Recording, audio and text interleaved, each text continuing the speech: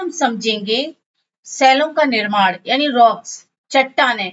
Topic का नाम है चट्टाने, पूरा कंप्लीट जानकारी लेंगे, एक एक करके सारा समझेंगे। आइए क्या होती हैं, देखिए पृथ्वी के क्रस्ट में पाए जाने वाले सभी कठोर मुलायम पदार्थ चट्टाने या सेल कहलाते हैं। जो हमारे पृथ्वी का जो सबसे ऊपरी परत है जिसे हम क्रस्ट कहते हैं या भूपर्पटी कहते हैं, उसमें सभी प्रकार के ठोस या मुलायम पदार्थ जो भी पाए जाते हैं वो या चट्टाने या सेल कहते हैं, वो सेल या चट्टाने कहलाते हैं। अब देखिए इसके बारे में, हमारी ये पृथ्वी की एक संरचना है। देखिए ये कोर है, मेंटल है ये वाला, और यहाँ पे भूपर्पटी है। तो हम किसकी बात कर रहे हैं, क्रस्ट की, भूपर्पटी की बात कर रहे हैं, इस वाले क्षेत्र की बात कर रहे हैं। तो इसमें देखिए क्या क्या पाया जाता है। अब ये कैसे कठोर और मुलायम पदार्थों को हम चट्टान या सेल कहते हैं।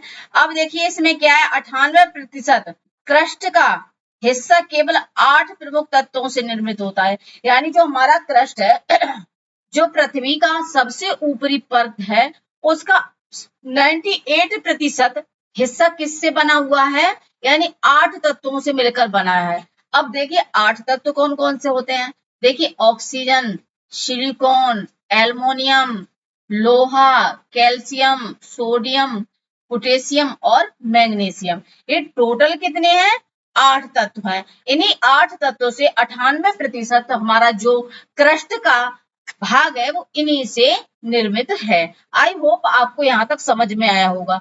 अगर वीडियो समझ में आए तो लाइक शेयर सब्सक्राइब जरूर करें और अपना ही राय कमेंट बॉक्स में जरूर बताएं। अब देखिए पृष्ठ के लगभग 75% भाग पर अवसादी चट्टाने विस्तृत है। यानी जो हमारे क्रस्ट है, क्रस्ट पे 75% अवसादी चट्टाने फैली हुई हैं, लेकिन क्रस्ट का निर्माण में इनका योगदान केवल 5% है। ये जो हमारे सरफेस है, जो क्रस्ट है, वहां पे अग्नेय चट्टाने कितने, सॉरी अवसादी चट्टाने कितने प्रतिशत है, 75%। लेकिन क्रस्ट का कितने प्रतिशत भाग का निर्माण करती है, तो ये 5% भाग का निर्माण करती हैं। इसके प्रमुख उदाहरण देखिए, बलुआ पत्थर, कौन सा, लाइमस्टोन, जिसे दिल्ली का लाल किला और आगरा का किला निर्माण किया गया था। तो ये किसका उदाहरण है, यानी अवसादी चट्टानों का। चूना पत्थर, सेल, लोएस, हवा द्वारा उड़ाकर लाई गई मिट्टी से निर्मित होता है लोएस, ठीक है। और चौक, जिप्सम, यानी खड़िया और जिप्सम, ये अवसादी चट्टानों के उदाहरण है। आइए हम समझते हैं उत्पत्ति और संरचना के आधार पर चट्टानों का वर्गीकरण।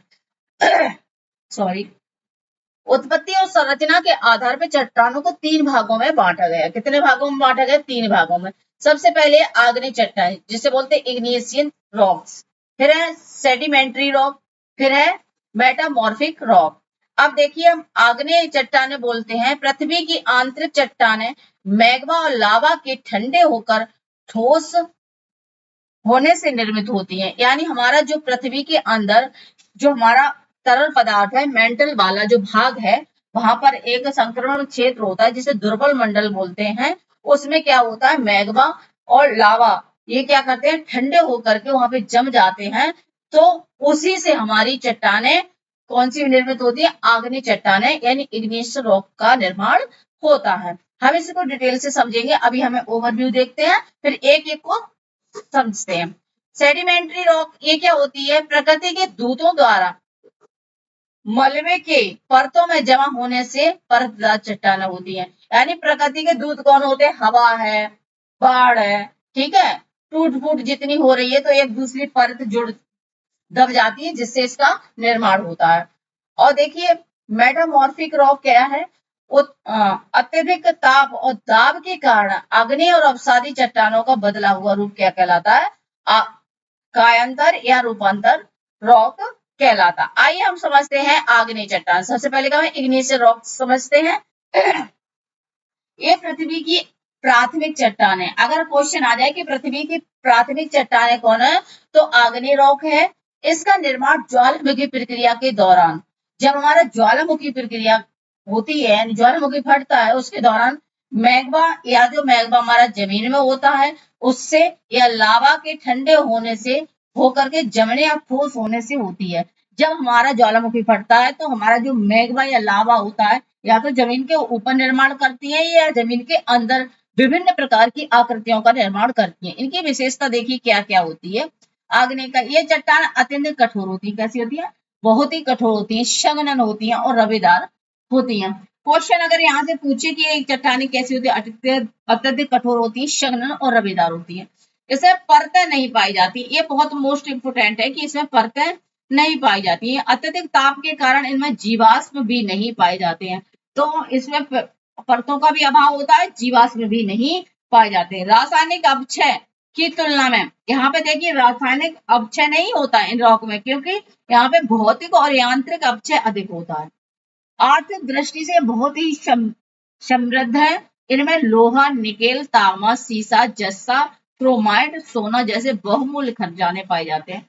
जितने भी हमारे बहुमूल्य धातु हैं वो किसके अंदर पाए जाते हैं? तो आग्नेय चट्टानों के अंतर्गत पाए जाते हैं। अब इसके बारे में देख लिए।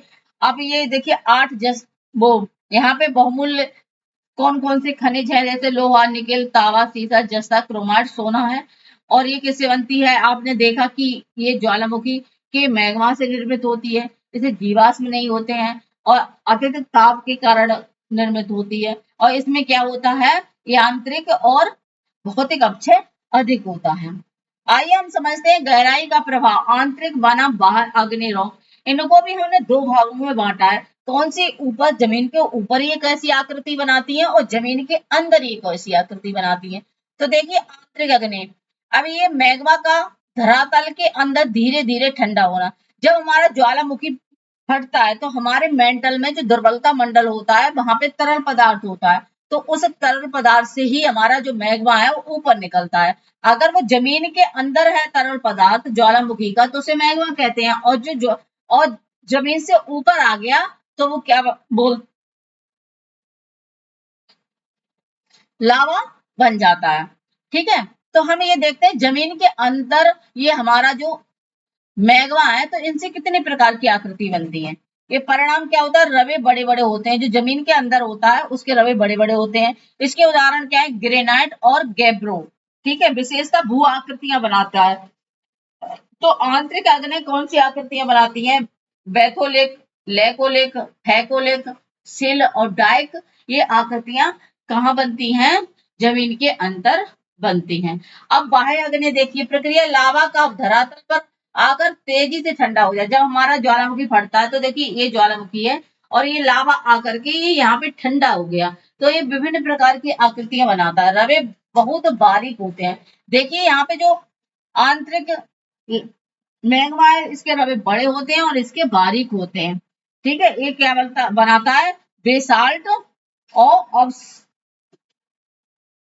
ऑब्सिडियन आकृति का निर्माण करता है। कृषि से जुड़े तथ्य, कृषि से जुड़े क्या तथ्य?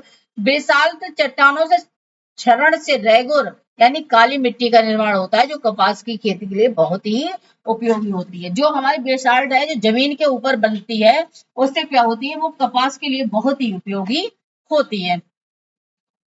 अब देखें अवसादी चट्टान है। पृथ्वी के दूतों यानी दूत कौन कौन से? हवा, पानी, हिमनद द्वारा मूल चट्टानों के क्षरण से प्राप्त मलबे, कंकड़, पत्थर और मिट्टी जब परतों के रूप में जमा होते रहते हैं और अत्यधिक दाब के कारण ठोस रूप ले लेते हैं तो इन्हें अवसादी चट्टान कहते हैं। इन्हें परतदार रॉक भी कहा जाता है। देखिए हमारे जो पृथ्वी के दूत हैं, प्रकृति के दूत कौन? हवा, पानी और क्या है? यानी हिमनद है और उसके बाद क्या है? मतलब वर्षा है। ये सब क्या है? प्रकृति के दूत हैं।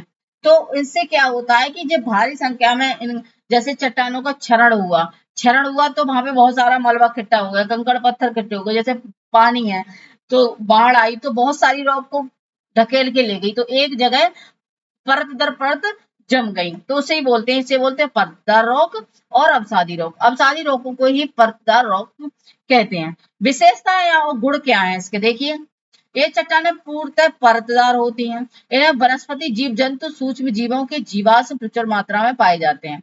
तो ये क्वेश्चन बहुत इंपॉर्टेंट है कि क्वेश्चन कई बार एग्जाम में आया कि जीवाश्म किस में पाए जाते हैं, तो अवसादी चट्टानों में पाए जाते हैं, क्योंकि अवसादी चट्टानों के अंदर ही परतें बनती हैं, तो कोई ना कोई जीव उसके अंदर या पेड़ पौधे सभी दब जाते हैं, तो वो जीवाश्म बन जाता है। इसी के अंदर क्या बनता है, ईंधन, कोयला, पेट्रोलियम, प्राकृतिक गैस, इन्हीं अवसादी परतों के बीच पाई जाती है। ये चट्टाने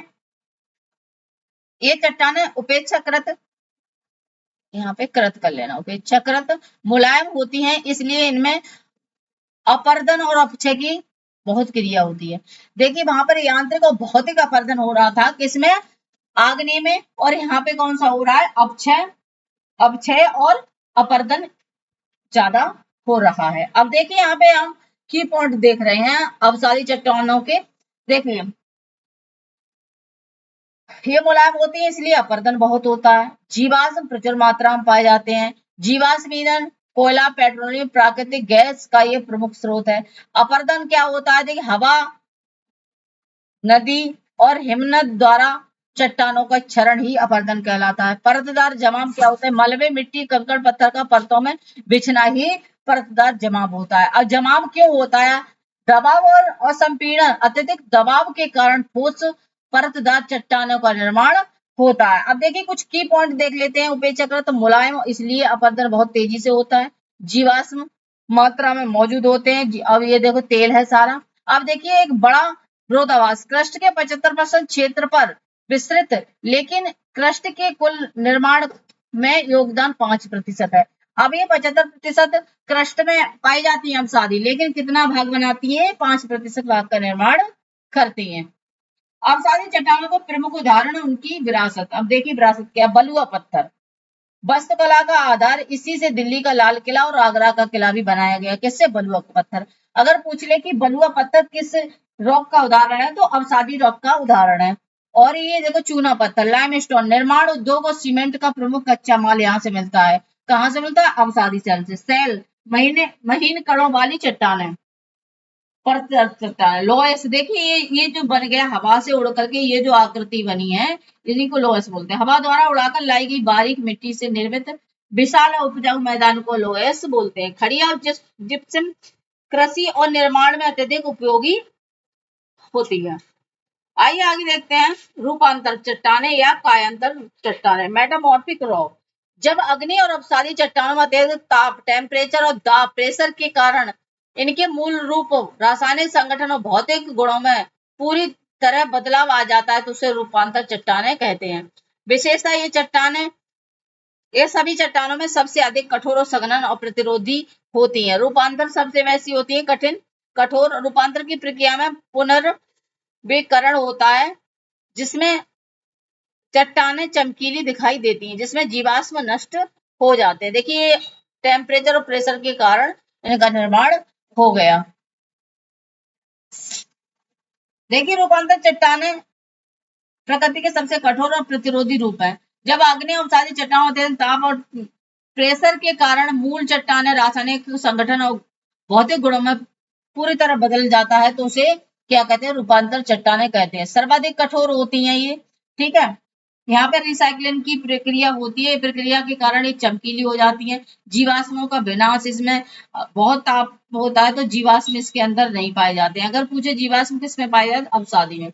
अब देखिए यहाँ पे हम इनका तुलनात्मक अध्ययन करेंगे। देखिए आधार क्या है, आग्नेय, अवसादी और रूपांतर। उत्पत्ति किससे होती है, देखिए आग्नेय की मैग्मा या लावा के ठंडे होने से, और ये अवसादी पर मलबे का परतों में जमना, और ये अधिक ताप और दाब से उत्पन्न होती है रूपांतर। देखिए इसमें जीवाश्म आग्नेय में पूर्णतः अभाव होता है, इसमें प्रचुर मात्रा में पाए जाते हैं अवसादी में, और इसमें भी नष्ट हो जाते हैं, क्योंकि यहाँ पे दाब और टेम्परेचर अधिक होता है रूपांतर में। परतें देखिए, परतें आग्नेय चट्टानों पूर्णतः अभाव होता है, अवसादी में पूर्णतः परतदार होती हैं, और इसमें नहीं होती क्योंकि यहाँ संघनन संरचना होती है। मुख्य गुण क्या है, अत्यधिक कठोर धात्विक खनिज क्षमपन, और ये मुलायम जीवाश्म ईंधन का स्रोत होती है। अवसादी चट्टान में सबसे कठिन, चमकीली और पुनर्विकरण। अब देखिए यहाँ के कुछ उदाहरण देख लेते हैं, अवसादी चट्टानों से रूपांतर कैसे होता है। देखिए चूना पत्थर परिवर्तन हो जाता है संगमरमर में, बलुआ पत्थर परिवर्तन होता है क्वार्टजाइट में, सेल परिवर्तन हो जाती है स्लेट में, कोयला परिवर्तन हो जाता है हीरा या ग्रेफाइट में, इनका ये परिवर्तन होता है अवसादी का। ठीक है, आग्नेय चट्टानों में परिवर्तन कैसे होता है? ग्रेनाइट है वो किसमें, नीस में चेंज हो जाती है। बेसाल्ट परिवर्तन हो जाती है एम्फीबोलाइट या सिस्ट में। रूपांतर चट्टानों का पुनः रूपांतरण, इस स्लेट को पुनः रूपांतरण किसमें किया जाता है? फिलाइट में। और स्लेट का पुनर्परिवर्तन होता है सिस्ट में, और फिलाइट का पुनर्परिवर्तन होता है सिस्ट में। आगे देखें हम इसका सेल चक्र देख लेते हैं। सेल चक्र क्या होता है? चट्टानें कभी भी एक ही रूप में नहीं रहती हैं, वे एक निरंतर चलने वाली भूवैज्ञानिक प्रक्रिया के तहत अपना रूप बदलती रहती हैं। अब देख लीजिए हम सेडिमेंट्री रॉक है, ठीक है, मेटामॉर्फिक बनी, मैग्मा ठंडा हुआ, इग्नेस बनी, इस तरीके से इनका रूप बदलता रहता है। जब ये रूपांतर चट्टानों भूगर्भ में अत्यधिक गहराई में चली जाती हैं तो उच्च तापमान के कारण पिघलकर मैग्मा बन जाती हैं। ये मैग्मा बाहर आकर फिर से आग्नेय चट्टान बनता है। इस अंतहीन क्रिया को सेल चक्र या रॉक साइकिल कहा जाता है। आग्नेय और अवसादी चट्टान अत्यधिक ताप और दाब के कारण रूपांतर चट्टानों में बदल जाती हैं। सबसे पहले मैग्मा से आग्नेय चट्टानें बनती हैं, उसके बाद आग्नेय चट्टानों का अक्षय अपरदन होने से अवसादी बनती है, जिससे अवसादी चट्टानों का निर्माण होता है। इसी तरीके से ये क्रिया चलती रहती है। आई होप ये लेक्चर आपको अच्छा लगा होगा। अगर अच्छा लगे तो वीडियो को लाइक शेयर सब्सक्राइब करना ना भूलें। Thank you.